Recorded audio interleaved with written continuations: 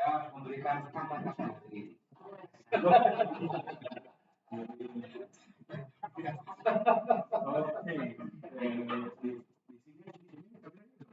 Bisa dong, 360 derajat. Karena masuk kamera. Oh iya.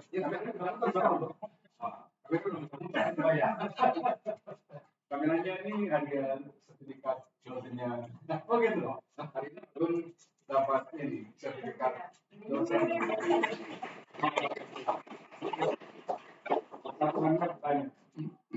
Nah, selamat sore teman-teman semua.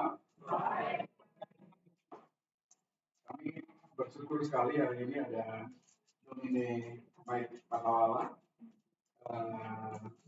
Tangkewel Berlin, Gerak-gerak. Kita bersyukur, Bang. Kita bicara itu.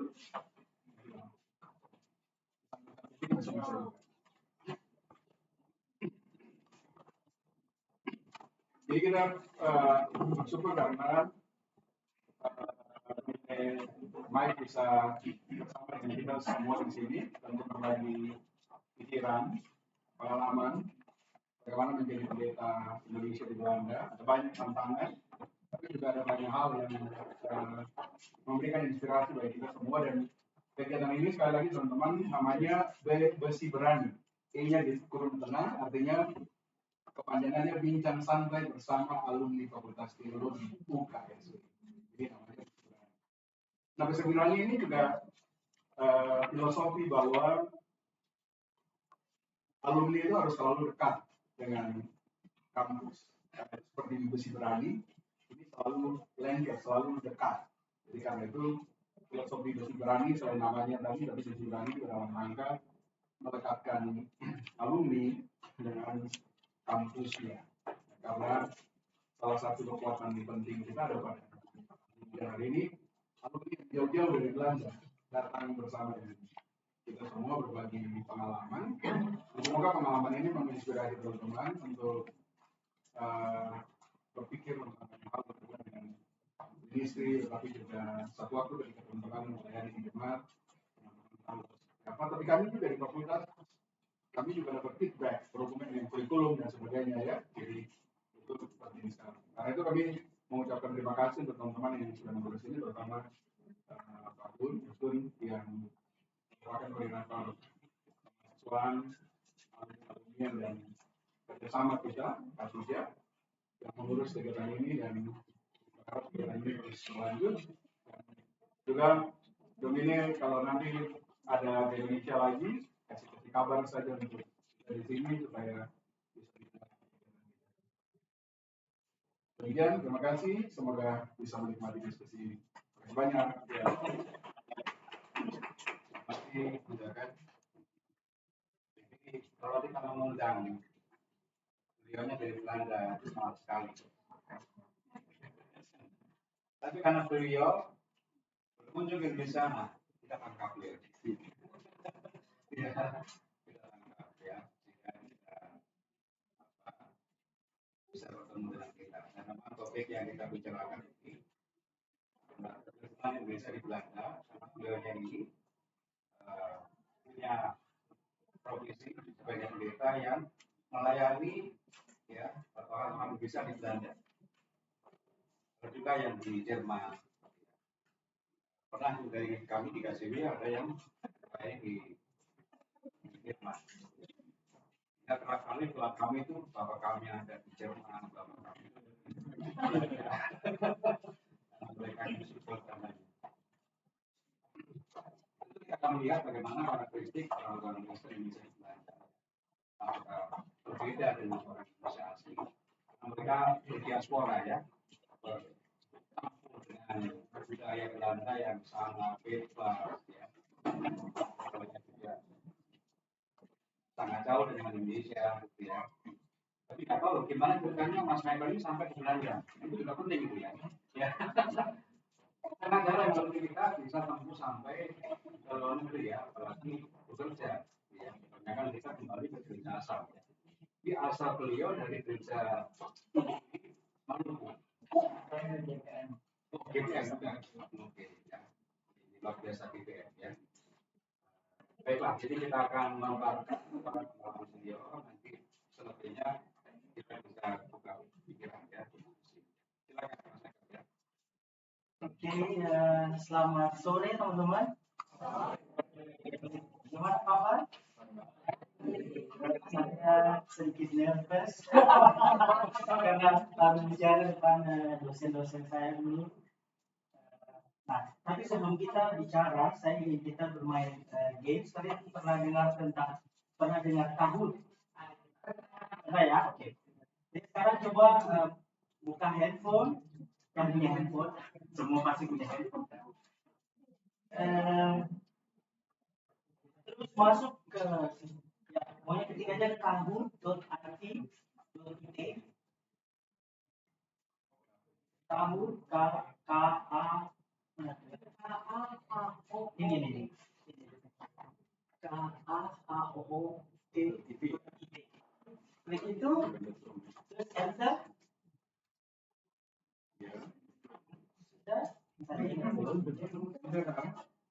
Nanti juga ada pin, tapi ini saya lagi buka. Jadi buat terus nanti biasanya ada 3 di akhir games ini, ada 3 pemenang yang jawabnya benar dan paling cepat. Saya ajak ke Belanda. Oh itu boleh. Kamu memang bukan pendeta di Belanda sih, kurang. Terus 3 pemenangnya saya kasih ini tas tote dari Belanda. Ini ada nama kota-kota Belanda di sini. Ada sebelah sekarang, nggak boleh nama. Nanti titip di kasih. Nah, kalau kalian udah masuk, kalian nanti dapat game pinnya. Masukin game pinnya atau foto ini juga bisa sih, foto QR code-nya. Kalian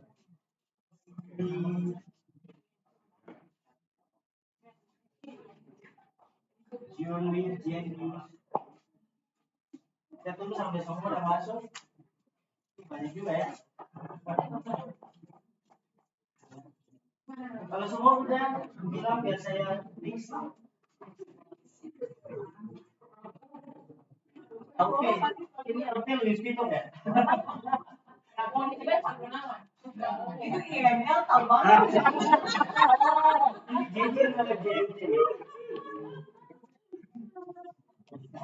Jadi ini gamesnya siapa yang paling cepat jawab dia menang. Oke, kayaknya semua sudah ya. Masih ada yang belum? Semua sudah? Dipanggil aja ya. Sekarang kita mulai gamesnya. Jadi ini pertanyaannya sekitar geologi tentang fakultas juga sih.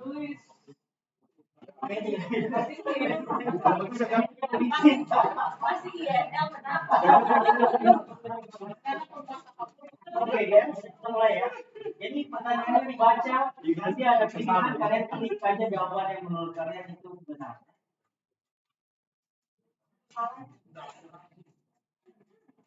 Nanti kalian lihat di handphone ya. Oke, kita mulai ya. Lihat aja pertanyaannya di sini terus jawab. Mana kotaknya fakultas teologi?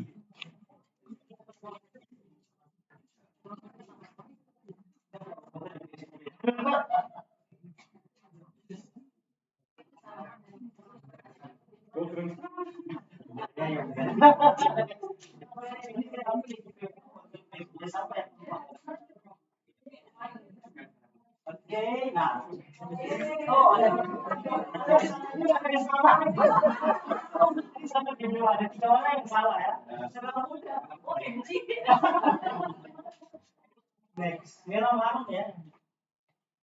Nah, Q, siapa tuh Q? Yang pada bikin Q, yang kedua Jana, Obi, ini 3 orang ya.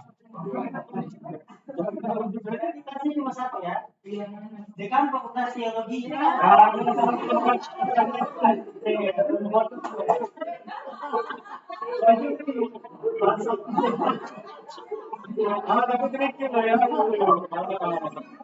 Ada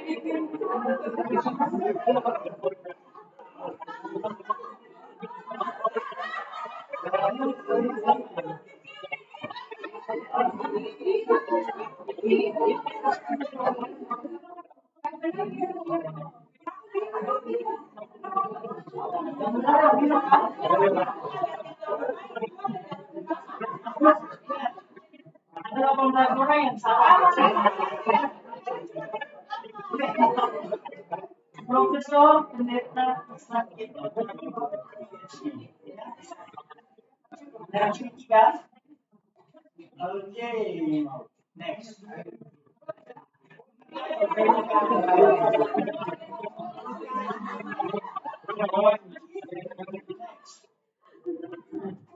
Kota asal Pendeta Penawaran.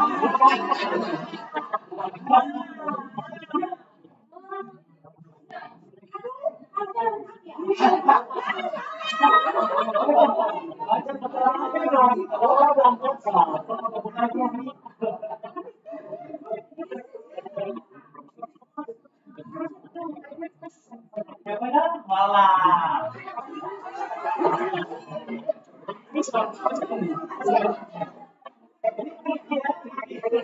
Kan pertanyaannya kota, bukan provinsi.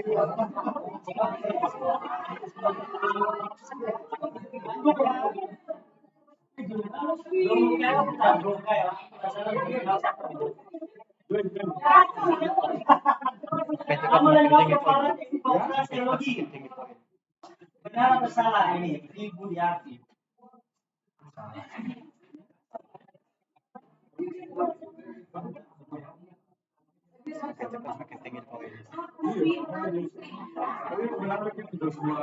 Benar atau salah? Iya, bukan. Kenapa salah?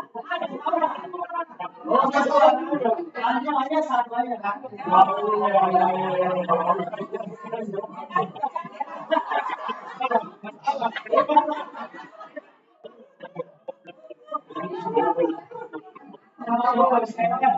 Penasaran siapa nih ya? Pendeta Michael adalah teman pendeta asli dan pendeta Mary.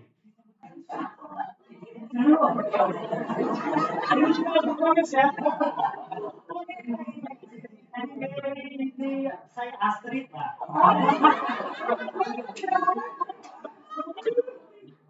Jadi udah semua jawabannya ya.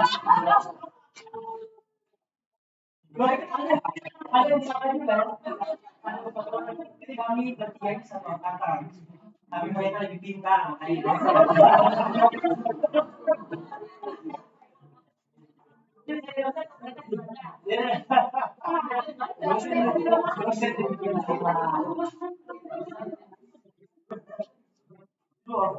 Untuk TSP Amsal 1 ayat 7 takut akan Tuhan adalah permulaan pengetahuan.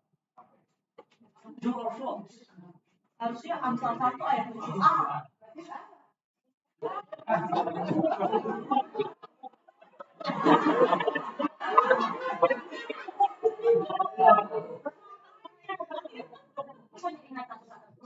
Oh, saya kenapa?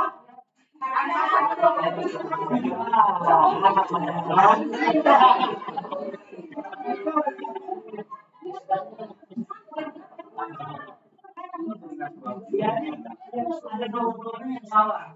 Kita harus hati-hati lihatnya 1 ayat 7a bukan ayat 1 ayat 7. Oke.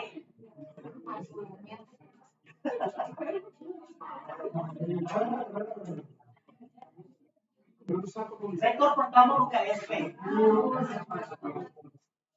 Ini fotonya bapaknya saya cari juga.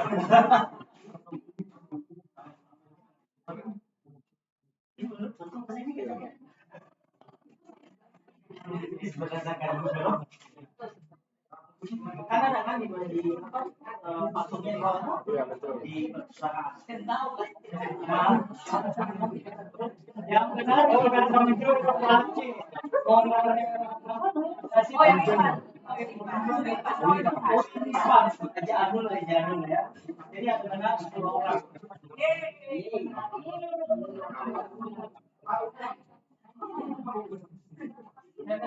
Jangan sampai kayak Ini pertanyaan terakhir yang menentukan siapa yang menang ya. Jumlah sinode pendukung KSW. wis tahu kalau kita menang. Ada yang bisa balik. Rico.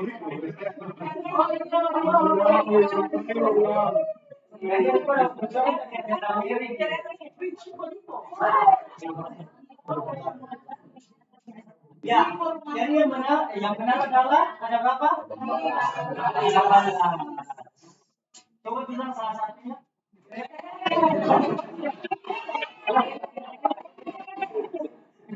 Pasti ini kalian ya. Jadi kita lihat siapa yang menang. Hadiahnya di mana ya, Bung? Sejatuh. Tiga terbaik.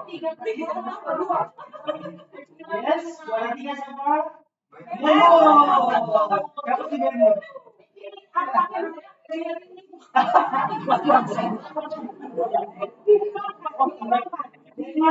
Jadi yang menang, kamu silakan kamu balik ke depan. RRR dan Daniel.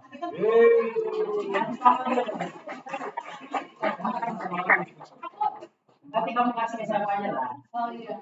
Kamu nanti kasih ke siapa? Kalau nomor 5, kalau 4 itu bukan aku. Jadi nomor 5. Aku nggak tahu nomor 4 itu siapa ya. Nomor 4 itu aku. Yang nomor 5 JJ. Dapat JJ.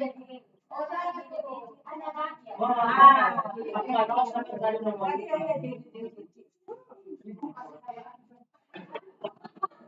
Tadi yang depan 3 orang maju, RRR, Daniel dan Mermut. Nanti Mermutnya terserah dia siapa lah. Mermut siapa?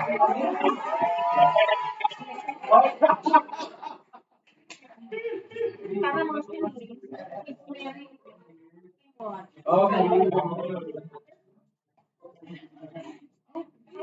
Oke, ini kita serahkan dulu hadiahnya. Sama kamu pegang di ke Belanda ya. Oke.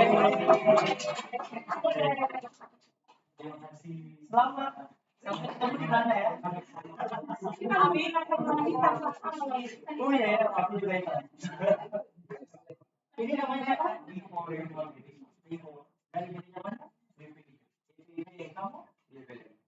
Oh, kita sama siapa ya? Daniel sama apa? Oh, Fani. Oke. Dan ini ibu dosen. Oke, tepuk tangan berdua.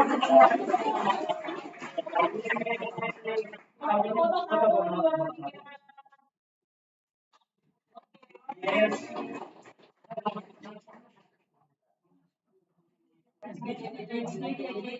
Nah, saya jadinya lapar.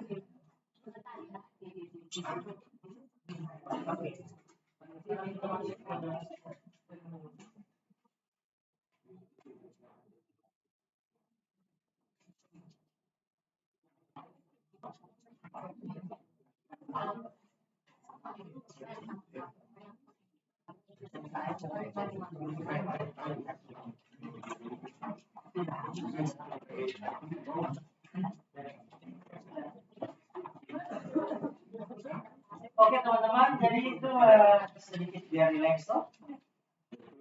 Biar relax. Oke, jadi saya cerita sedikit tentang siapa saya.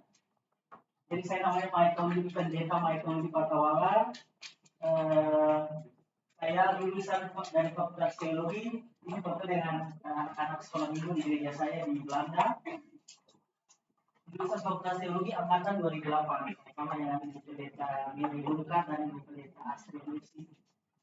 Mereka punya nasib lebih beruntung dari saya. Mereka jadi dosen, saya tidak.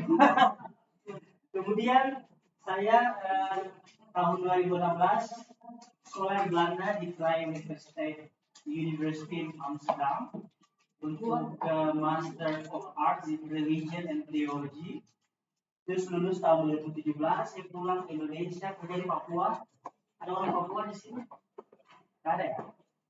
Terus tahun 2019 saya balik lagi dapat beasiswa yang kedua, tapi bukan teologi, Master of Arts in Development Studies, spesialisasinya di Children's and Youth Studies dari Erasmus University Rotterdam, itu di kota Rotterdam. Jadi pertama di Amsterdam, yang kedua di Rotterdam. Kemudian tahun 2022 itulah rencana Tuhan ya, saya tidak melamar sebenarnya untuk jadi pendeta GPM. Saya tadinya mimpinya ingin kerja di NGO, internasional NGO, karena itu memang selama 2 tahun di Indonesia saya kerjanya di internasional NGO. Tapi saya mengimani, dan itu juga jadi pengalaman hidup ya, pengalaman iman, spiritual journey. Kalau apa yang Tuhan sudah tentukan, meskipun kita lari, karena teman-teman saya banyak sudah jadi pendeta ya, Astrid sudah jadi pendeta, Mary sudah jadi pendeta, saya belum. Setelah 10 tahun, baru saya ditariskan jadi pendeta, jadi sebenarnya yang paling terakhir ya. Atau ada lagi? Masih ada lagi ya? Masih ada lagi. Yang pasti setelah 10 tahun. Tapi kalau Tuhan sudah bilang kamu harus jadi pendeta, kamu nggak bisa lari, tetap rencana yang Tuhan sudah siapkan tetap akan terjadi. Dan saya tidak menyangka juga kalau ternyata rencananya adalah saya jadi pendeta di Belanda, di gereja di Gili Maluku, karena di sana ada komunitas orang Maluku yang sangat besar, ratusan ribu orang Maluku di Belanda, dan gereja kita ada 60 gereja di seluruh Belanda, dan saya karena kekurangan pendeta, jadi saya melayani 2 jemaat Barneveld dan Linteren. Kalian kalau penasaran caranya di internet kan. Dan saat ini saya tinggal di Belanda, di Barneveld. Sudah totalnya sekarang gak nyangka juga ya, udah 9 tahun. Oke, tapi jadi pendeta baru 3 tahun. Karena sebelumnya saya datang untuk sekolah. Itu sedikit latar belakang dari saya. Kemudian karena diminta dari Kak Ika bicara tentang konteks kekristenan di Belanda, tapi saya sekarang lebih fokuskan hanya di Barneveld, di mana tempat saya tinggal. Karena kalau saya bilang di Belanda, harus ada research yang mendukung pernyataan saya. Tapi kalau di Barneveld, itu ada, karena saya tinggal di situ. Jadi ini hanya salah satu area yang saya bagikan konteks kekristenan di Belanda, khususnya di Barneveld, tempat saya tinggal. Jadi kalau di Barneveld itu, 75% orang masih percaya Tuhan, orang masih, karena kalian tahu ya di Belanda negaranya sudah sangat sekuler, banyak orang ateis, khususnya di kota-kota besar, tapi di tempat saya tinggal itu kekristenannya sangat kuat. Jadi orang masih setiap minggu itu bisa ribuan orang pergi ke gereja.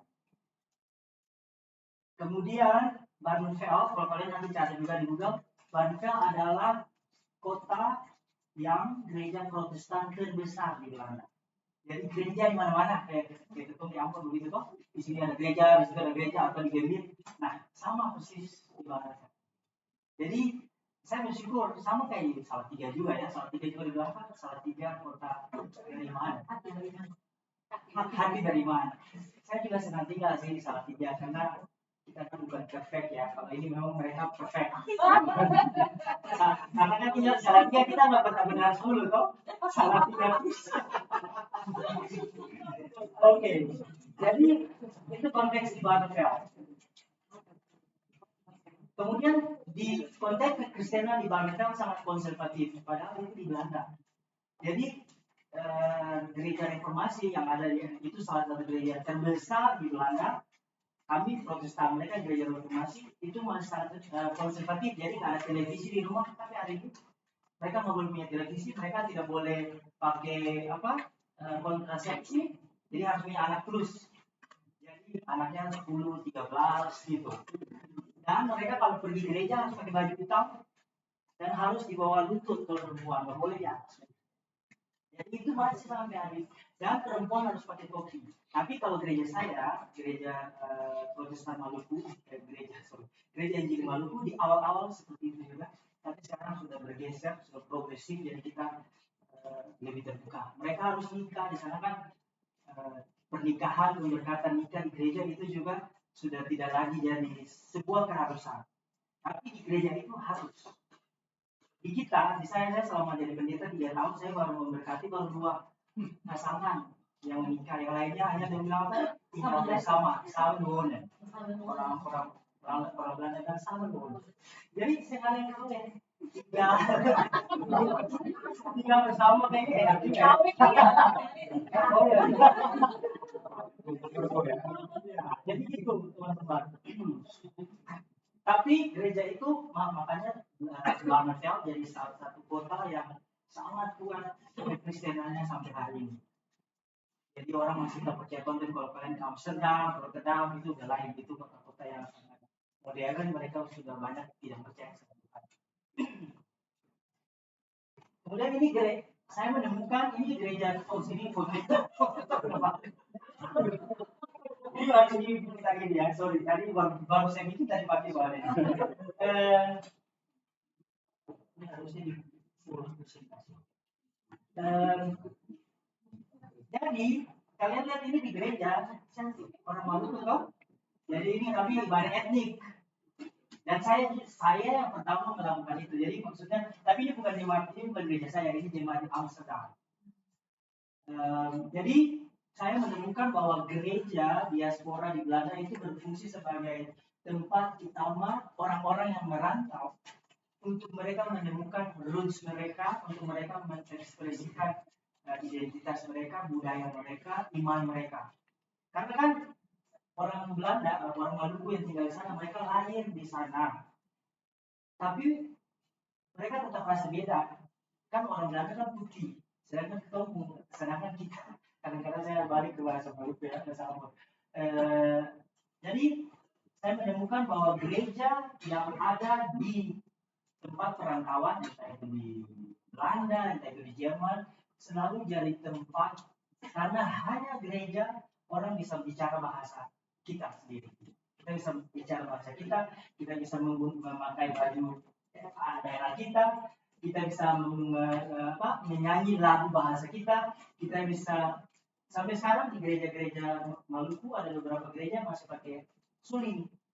Padahal di Ambon suling mengkali mungkin sudah tidak lagi ya, tapi di sana mereka masih menggunakan suling, tifa. Jadi saya menemukan bahwa masih tadi istri aja bilang ya sudah mulai.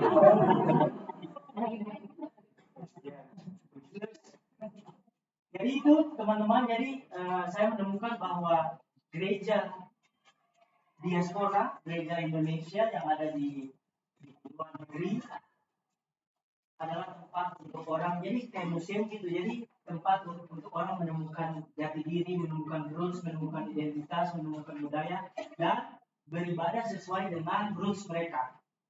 Jadi itu menarik sih, karena kalau mereka keluar udah nggak bahasa, sudah tidak bicara bahasa Ambon lagi, keluar bahasa Belanda. Jadi hanya di gereja kita bisa menjadi diri kita bisa mengekspresikan budaya dan identitas kita. Jadi itu konteksnya gitu. Dan orang tua bawa anaknya ke gereja supaya dia bisa belajar bahasa Melayu, bahasa Ambon Melayu. Karena kalau di luar itu anak-anak mereka bahasa Belanda. Jadi gereja juga sebagai institusi untuk mempromosikan kultur, budaya, identitas dari orang ini, khususnya orang Maluku ya, orang Maluku di Belanda. Ya. Nanti kalau kita bisa tanyalah. Jadi ini saya kasih contoh beberapa komunitas gereja yang ada di Belanda. Jadi gereja Kristen Indonesia, kalau kalian di sini GKI, ada dari GKI, ya, ada cabangnya lah di sana. Gereja Kristen Indonesia itu ada sekitar 8 gereja. Kemudian ada Persekutuan Kristen Indonesia Belanda, sekarang mereka di bawah GPIB. Ada GPIB di sini. Sekarang mereka sudah jadi gereja dan di bawah sinode GPIB. Kemudian ada gereja yang di Maluku, dulu GPM, tapi kita jadi sinode sendiri dan kita ada 60 jemaat di seluruh Belanda. Kita ada kantor sinodenya juga. Kalau nanti ke Caket, jadi ke Caket nanti saya bawa ke sana untuk kenalan. Ada gereja Minahasa, ada yang orang Minahasa sih, gereja orang-orang Manado, Minahasa. Oke, ini hanya singkat saja. Nanti mau tanya saya kalau mau, kalian bisa tanya kalau kalian tantangannya apa? Gereja Indonesia dan gereja Maluku di Belanda, tantangannya adalah bahasa. Jadi kayak saya kan bukan orang Belanda.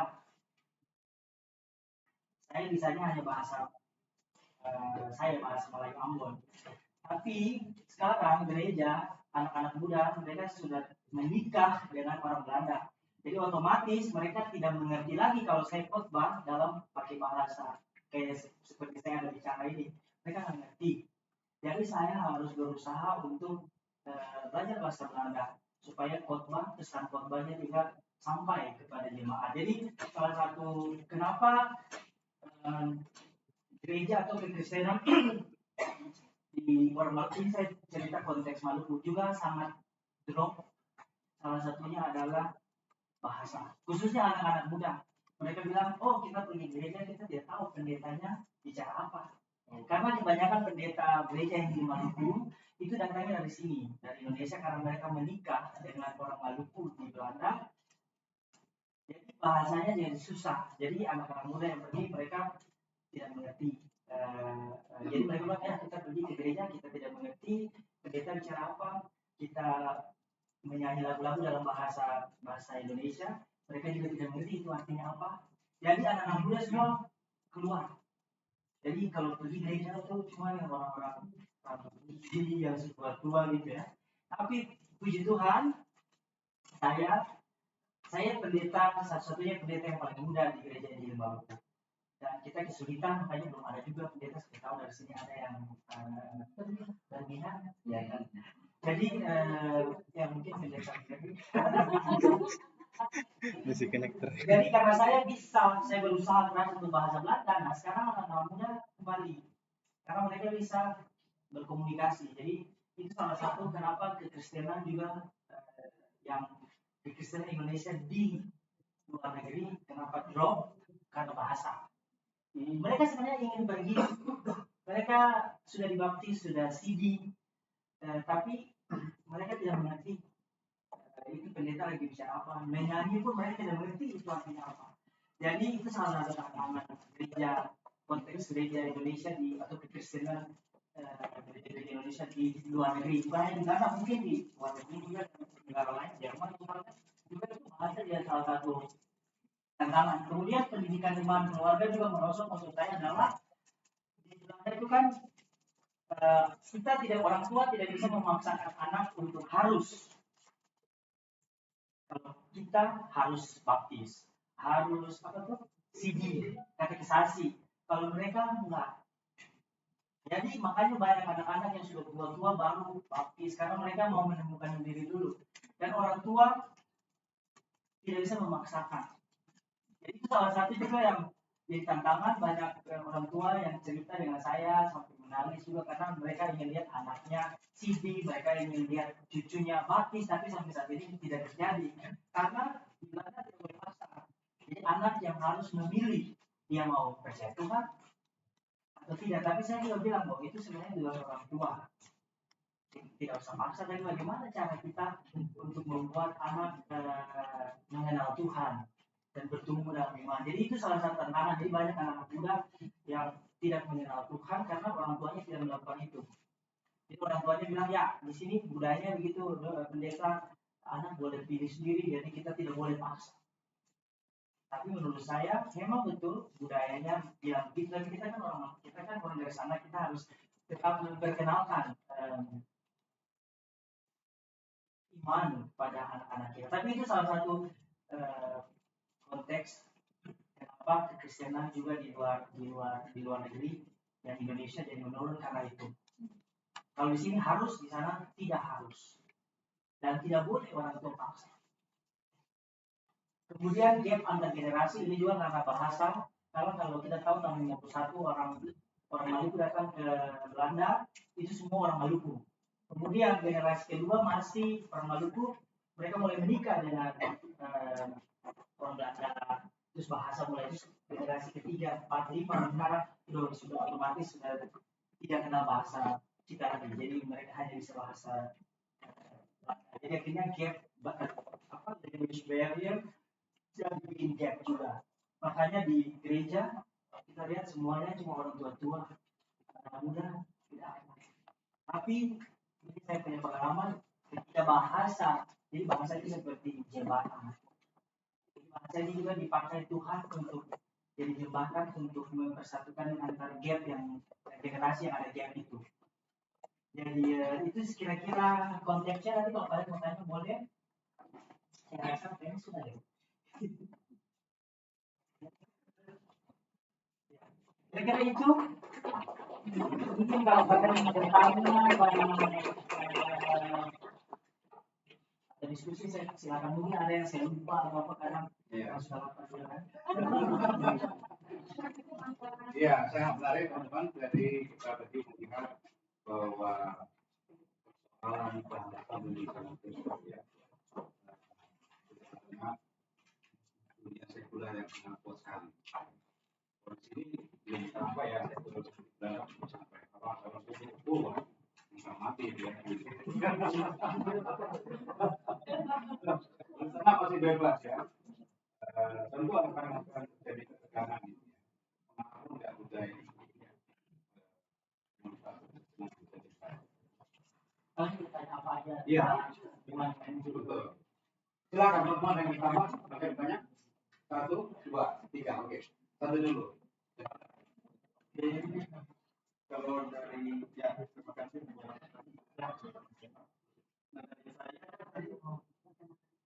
Namanya sama Saya Yonatan dari ini. Tadi dijelaskan bahwa memang sudah ada orang mampu di sana ya. Kalau kita sudah yang sudah 75 tahun ya, tinggal di sana. Dan terus ada komunitas-komunitas Kristen yang sudah eksis di sana. Maka itu tadi dikatakan sudah menjadi sinode mandiri juga. Ya gereja Injili Manusia. Ya.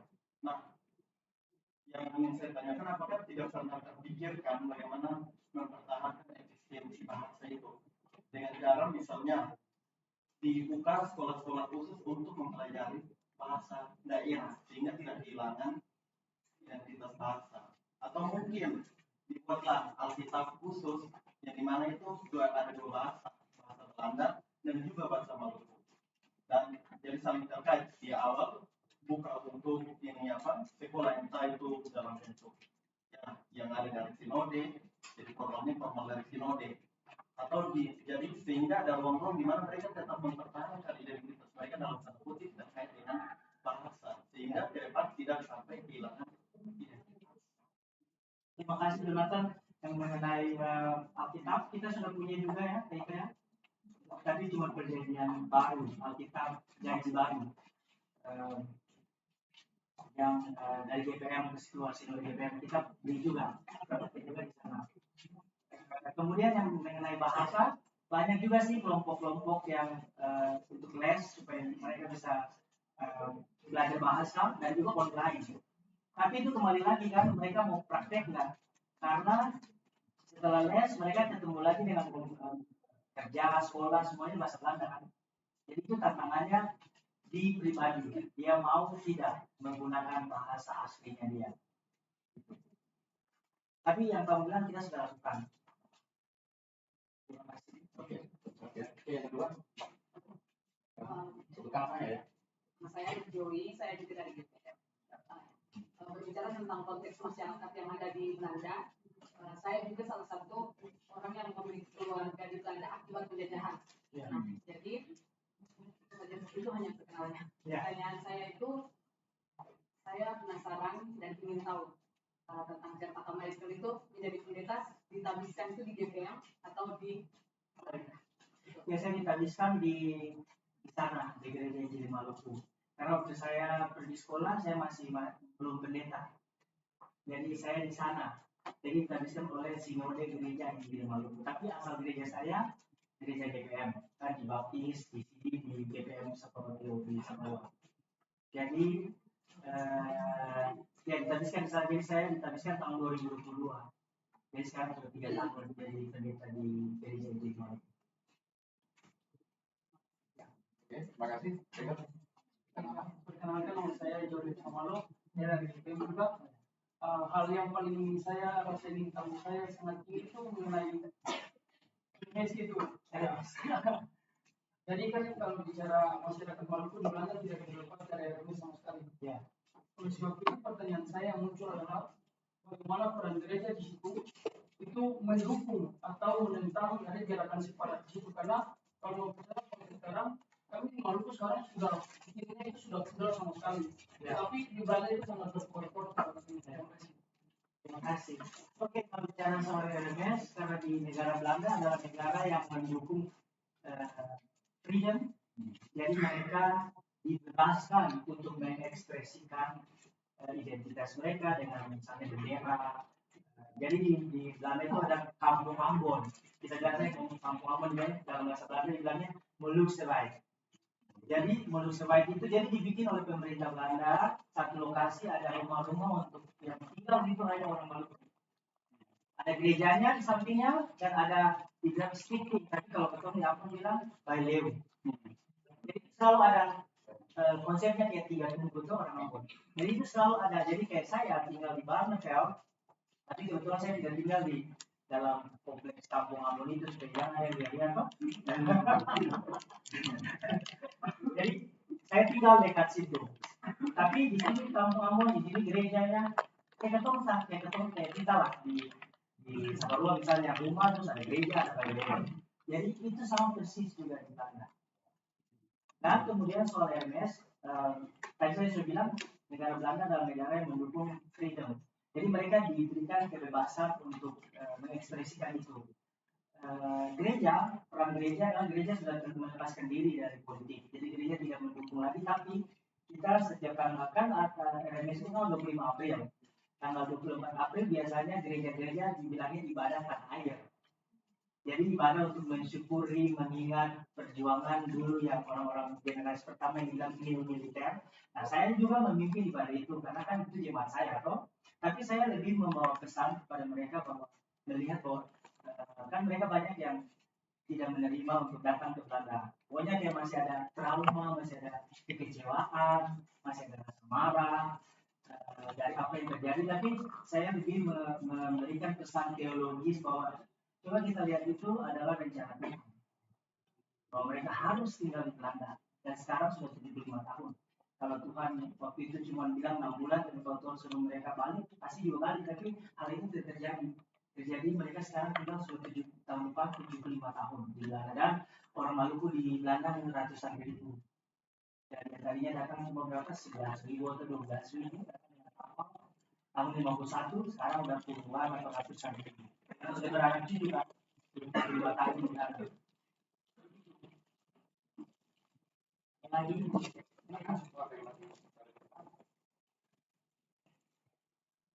kalau mau tanya tentang personal juga boleh. Ya, silakan.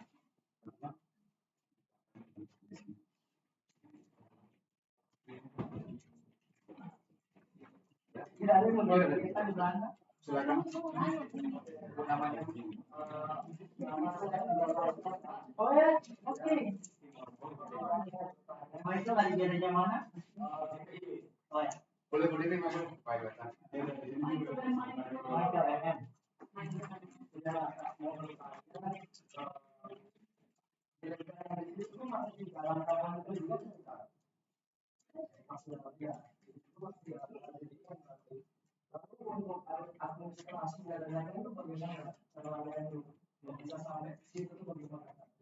Kita sih bukan kita tidak jadi anggota PDI sih. Kita sinode yang berdiri hanya di Belanda. Kalau yang tadi saya bilang PRI Persekutuan Kristen Indonesia dulu mereka juga mandiri, tapi sejak 2 tahun lalu mereka juga menjadi gereja dan itu di bawah sinode GPIB. Jadi saya rasa mereka administrasinya ke sinode GPIB. Berarti mungkin juga saya tidak tepat, makanya saya bilang mungkin mereka adalah anggota PDI. Tapi kalau gereja saya, gereja ini di Maluku tidak, kami hanya ada di Belanda dan tidak menjadi anggota PDI.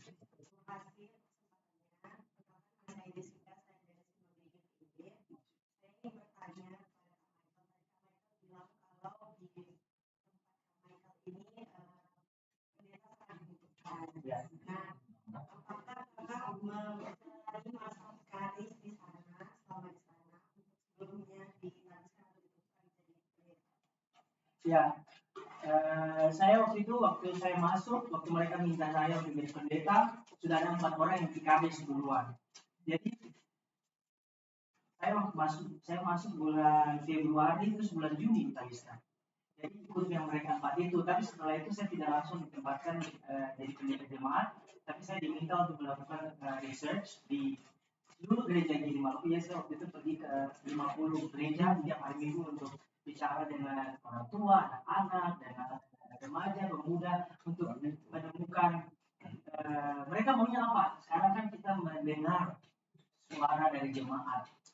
Kalau kita mau ada perubahan, kita harus mendengar orang yang dari bawah, bukan kita pemimpin mengambil sebuah kebijakan tanpa mendengar orang yang mau. Jadi saya pikirnya itu mungkin 8 bulan. Setelah 8 bulan, kami sudah dihabiskan dulu, habis itu 8 bulan melakukan research.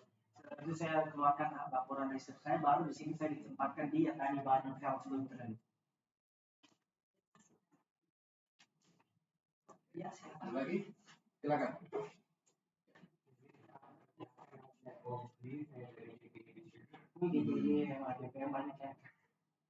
Mau bertanya apakah gereja Masih Injil di Maluku itu juga sistemnya sama kayak kita, kayak di Maluku Sinode, terus pendetanya pakai toga, stola dan sebagainya.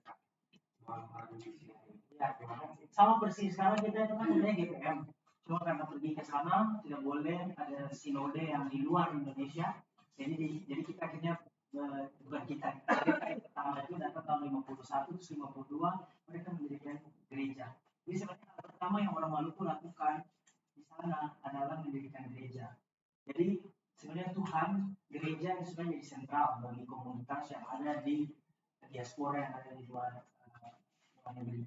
Jadi kita pakai toga, aku juga pakai toga warna hitam sama seperti ya.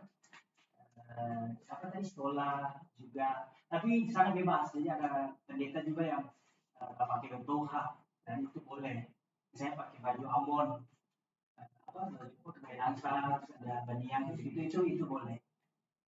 Tapi saya sih tiap minggu pakai toga sih. Oke, Terima kasih. Saya mau bertanya Pak, mau belajar dari sisi pendidikan apa? Kenapa memilih Amsterdam dan mungkin boleh share sedikit kepada kami kisah perjalanan studi Anda? Ya, saya dapat beasiswa LPDP.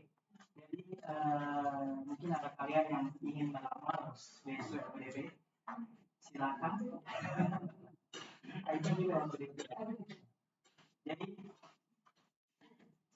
saya kerja dari 5 tahun di Jakarta, kemudian saya lamar karena saya waktu itu pernah bertemu dengan salah satu profesor luar, dia dulu pernah jadi guest lecturer di sini di kita, saya tahu sekarang juga enggak.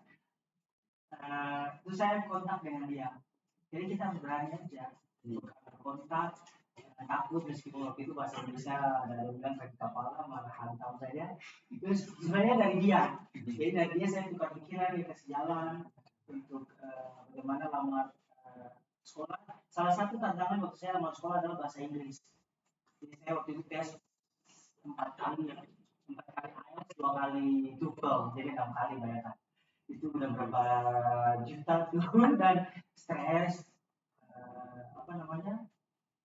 karena bahasa itu tantangan kita mungkin dari Jawa Timur ya, kita tidak dari kecil bahasa Inggrisnya tidak kuat. Tapi saya tidak menyerah. Meskipun bayar sendiri waktu itu di Jakarta bergumul, tidak menyerah. Jadi intinya tidak menyerah sampai akhirnya saya dapat jadi beasiswa LPDP. Jadi sampai sudah dapat beasiswa LPDP pun bahasa Inggrisnya masih kurang 0,5 sih waktu itu. Harusnya 6 kan. Terus harusnya 6,5 biasanya kan. Saya 6. Lobby dengan international advisor yang ada di waktu itu saya ceritakan, itu harus saya lulus. Setelah itu dapat beasiswa lagi yang kedua, yang pertama LPDP, yang kedua dari pemerintah Belanda. Jadi kira-kira gitu. Jadi intinya jangan menyerah kalau satu kali udah gagal, terus kalau kalian mau terus sampai dan bergumul dengan Tuhan pasti ada jalan. Karena kali ya, jadi bahasa Inggris karena bahasa Belanda suruh bahasa Inggris.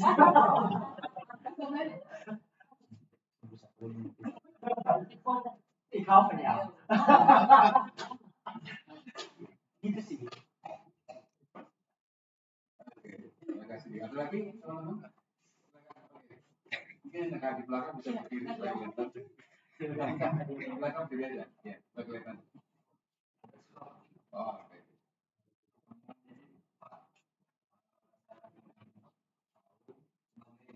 namanya sama saya yang tadi Jadi dari gereja apa? HKBP orang Batak, Horas ya. Indonesia yang ada di luar negeri katakan tadi ada teologi apa yang digunakan di sana, apakah teologi barat atau teologi Belandanya atau teologi dari gereja asal Indonesia atau teologi Sorry, coba diulang. Aku tadi dari pikir tadi ini live ya. Tapi nanti keluar juga di mulai tadi udah bilang briefing itu. Oke. Lanjut.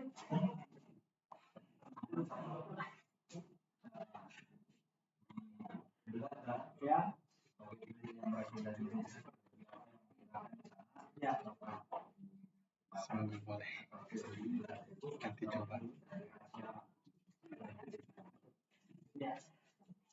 Ya tentunya kita kan gereja Indonesia yang ada di luar negeri. Jadi kita tetap semua liturgi, semua kayak kita di sini.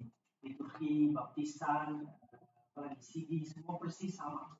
Jadi itu semua dari barat kan. Kita kan terima itu juga dari Kristen dari barat. Dan kita pakai sama persis, jadi nggak ada yang beda. Jadi jelas, persis, nggak ada. Tapi saya dalam berkhotbah, dalam berteologi, saya selalu lebih suka menggunakan konteks orang Maluku. Jadi khotbah tentang, jadi kalau kita mau khotbah tentang feminisme, gender equality, kita tahu orang Maluku selalu menjunjung ibu. Jadi kita bawa kultur ibu. Jadi saya selalu pakai konteks teologi dari Maluku dalam berteologi, dalam berkhotbah. Tapi liturgi dan semua kayak semuanya sama, nggak ada yang beda. Karena kita datang dari sini kan sebenarnya. Dan gereja Belanda juga sama kayak gitu. Karena kita dapat dari mereka. Jadi liturginya persis, nggak ada yang beda. Ada tutum dan salam gitu kan, terus pengakuan dosa, berikan anugerah, pengakuan iman rasuli, ya itu sama persis.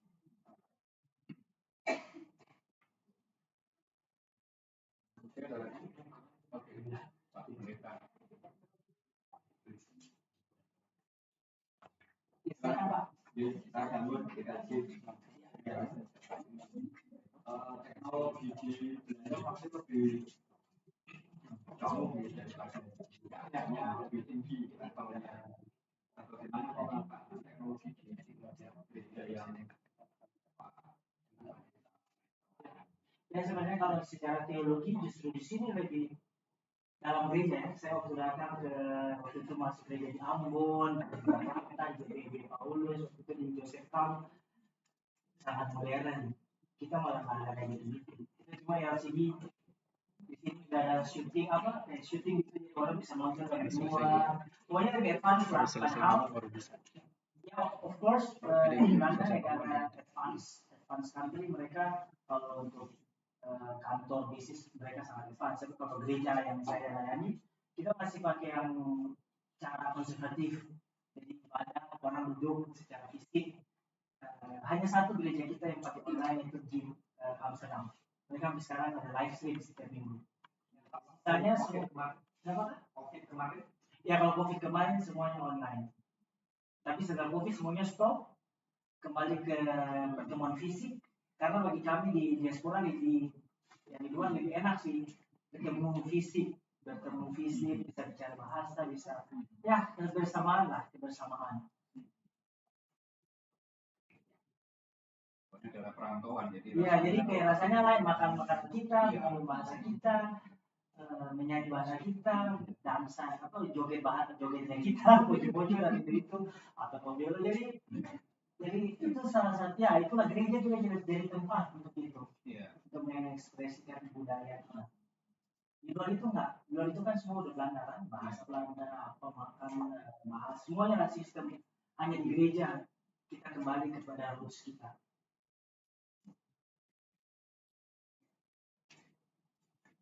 Ya, silakan lagi guys. Mungkin tadi makan yang tadi kayak sekularisme Belanda itu pengaruhnya kepada kekristenan yang asli dari Maluku gimana? Ada yang tergilas juga? Ya kan tadi kan dibilang kan kita tidak boleh paksa kan. Jadi itu juga pergumulan orang Ambon, orang Maluku di sana. Karena mereka tidak bisa memaksakan anak mereka untuk dibaptis. Kalau anak Indonesia nggak mau baptis, kecuali waktu anaknya bayi kan. Kalau masih bayi di bawah ya. Tapi kalau jadi pengaruhnya ada pada, tapi kembali lagi kepada keluarga sih. Itu jadi menurut saya peran orang tua menjadi kunci. Kalau orang tua membiarkan anaknya untuk memilih, itu juga bagus. Saya juga mendukung itu karena anak punya best interest. Kita harus juga mendengar dia mau apa. Tapi itu kan pikiran, jadi jangan sampai. Tapi satu sisi itu juga journey. Biarkan anaknya yang menjalani sampai akhirnya dia menemukan Tuhan secara pribadi. Itu tadi kayak itu bebas tadi. Kumpul kebo tadi itu ya gampang. Ya, jadi gereja kami sih tidak melakukan, kami tidak ada peran untuk melakukan. Kalian harus kawin tidak. Jadi itu jadi budaya di Belanda dan budaya itu masuk dalam kehidupan kekristenan, juga masuk dalam gereja-gereja kita kehidupan orang Belanda. Jadi tidak lagi harus kawin, harus memberkatan nikah, tidak harus. Jadi kita juga gereja tidak pernah memaksa orang untuk atau datang pastoral, kalian udah tinggal lama kawin. Jadi mereka harus sendiri yang datang dan bilang mereka mau menikah atau minta memberkatan nikah. Kadang ada yang sudah tua, udah 70 baru minta diberkati. Saya kemarin memberkati udah umur 70-an. Jadi udah tua, udah punya cucu. Baru nikah. Jadi itulah. Berarti kan saksi gereja kan tidak ada berarti. Dan kita kan ada saksi gereja kan, kalau ada melanggar gitu kan. Apalagi kalau pejabat gereja ya. Oh, kalau pejabat gereja. Apalagi kalau pejabat gereja dapat sanksi kan.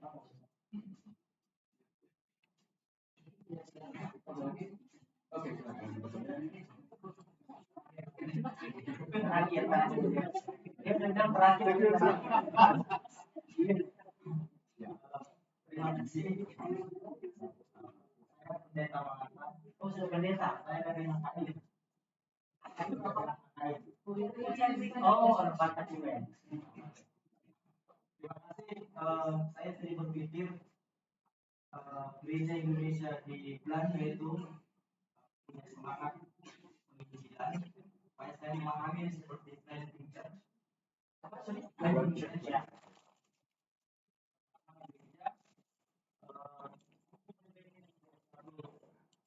Cinta wawasan kepada Eropa, ya. Mereka dulu datang di Indonesia dalam penginjilan, sekalipun GPR, Arab, Belanda, sebagai planting church, gereja. Dan saya lihat tadi itu ada di satu daerah, ya itu saya cuma menjelaskan di mana saya tinggal. Ini juga mungkin gereja ini perangkat lebih luas lagi menurut saya tadi ya. Kemudian terima kasih sudah menyelamatkan orang Maluku di Belanda. Menyelamatkan dalam hal kultur budaya. Ya, saya pikir kakak yang pendekatan kepada pemuda, youth yang dalam pendekatan bangsa Maluku tidak menerima, tentu harus menggunakan bahasa Belanda.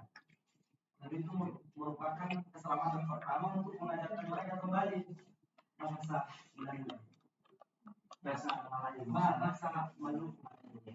Itu kalau Indonesia dan gereja-gereja Indonesia tadi berbicara tentang dekolonialisasi ideologi ya. Kalau gereja di Indonesia bisa berteologi dengan dirinya sendiri, kultur dan budaya, tentu gereja ini sekalipun ini planting church penginjilan langkah berikutnya telah melakukan kultur Malukunya di banyak akal untuk menginjil. Ya. Saya pikir HKI, kalau HKBP juga sudah banyak di luar, toh. Ada di California, ya. Ada di mana-mana HKBP. Saya lihat hal yang sama dengan orang Batak. Dengan Maluku, kalau orang Batak itu kemana dia pergi, ada poda atau pesan yang harus diingatkan kepada dia, buat dari jam awal gereja. Ya. Jadi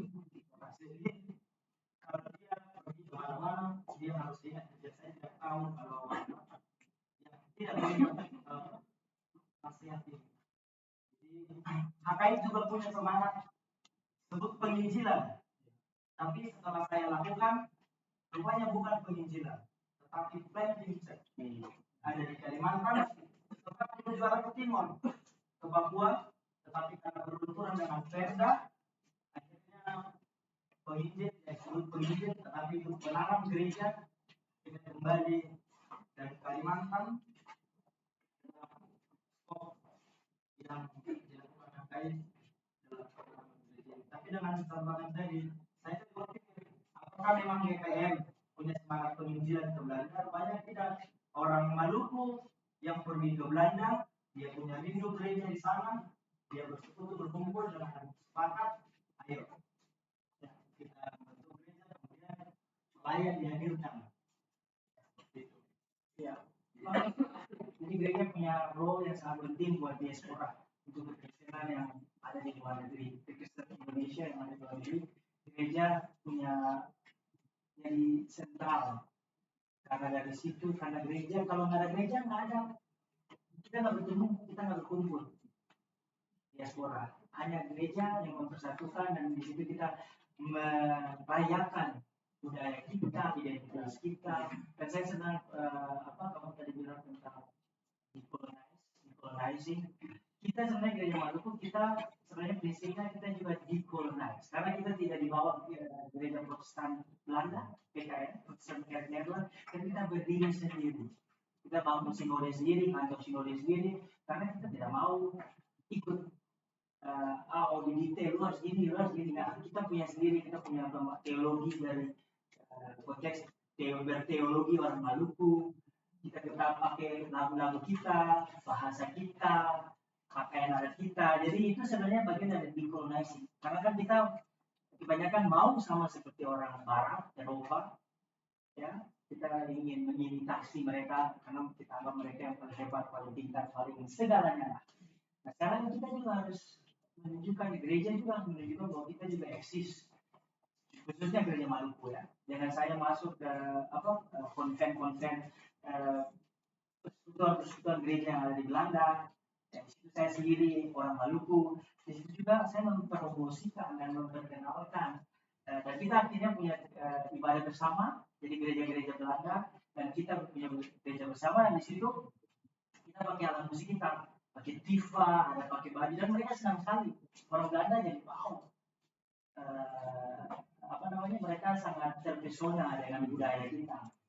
Jadi itu juga salah satu decolonizing konsep. Kita tidak melakukan bersama seperti gereja Barat, dan kita punya color sendiri, kita punya warna sendiri, dan kita harus pertahankan itu. Jangan sampai warnanya pudar dan kita jadi warna yang bukan warnanya kita. Kita terakhir.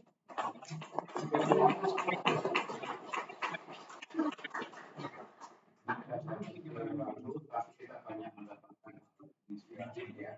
Pertama adalah kata kuncinya jangan menyerah. Ya. Perjuangan yang luar biasa tentang produk alumni Fakultas Teologi UKSW ya. Jangan menyerah. Ya. Sehingga bisa tembus ke mancanegara dan melawan berbagai tembok, kesulitan apapun ya, untuk bisa eksis berteologi khas Maluku, khas Indonesia. Ya. Semoga ini menjadi inspirasi. Yang kedua, barangkali ya. PPA 6 atau mahasiswa kita ke sana.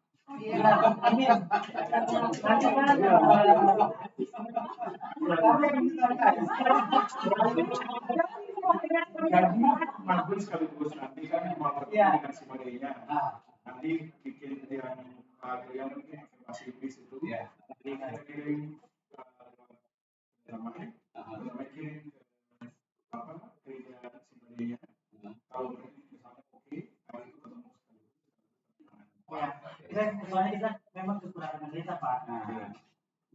sana nggak ada yang mau jadi pendeta sih. Katanya susah, tapi gajinya kecil. Keluar ya, benar-benar ya. Oke ya. Terima kasih untuk kesempatan ini. Semoga menjadi berkah bagi teman-teman dan menginspirasi. Berikan penonton lagi untuk mereka.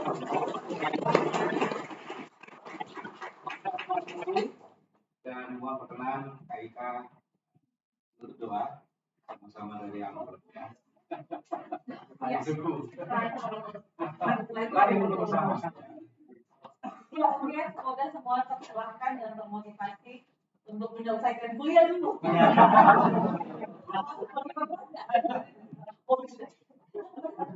Oke, mari kita masuk dalam doa. Syukur kami kepada Tuhan atas kesempatan untuk sharing pengalaman intelektual, spiritual yang sudah dibagikan oleh Pak Pendeta Michael di Batawala.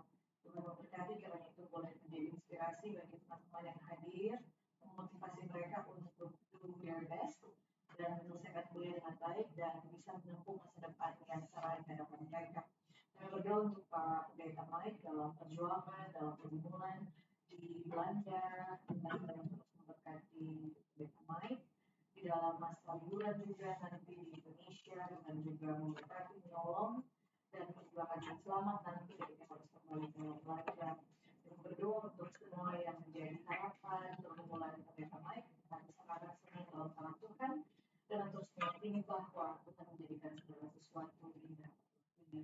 Ya Tuhan, ialah kami akan kembali ke tempat kami masing-masing, Tuhan sertai kami.